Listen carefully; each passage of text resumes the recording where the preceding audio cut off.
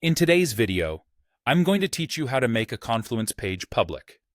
Whether you're collaborating on a project or sharing documentation with a wider audience, having a page that's accessible beyond your immediate team can be incredibly beneficial.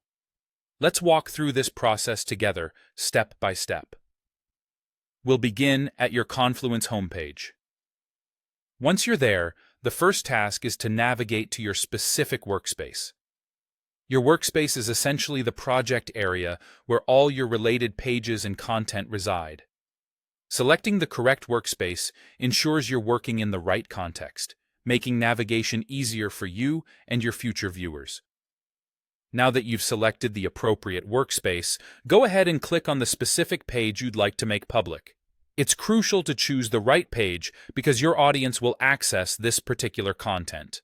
Always double-check you have the correct page by checking the page title and content briefly. With your page opened, look towards the top of the page for the Share button.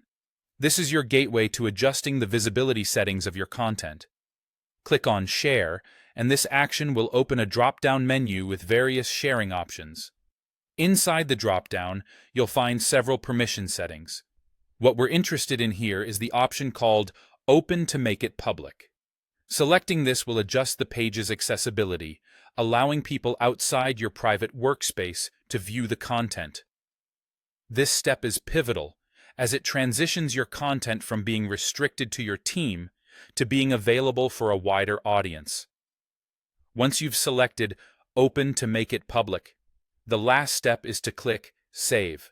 Saving your settings ensures that the changes you've made will be applied and will remain in effect. Always remember the importance of this step. Without it, no changes will be recorded, and your page will remain private. That's it. By following these steps, you've successfully made your Confluence page public.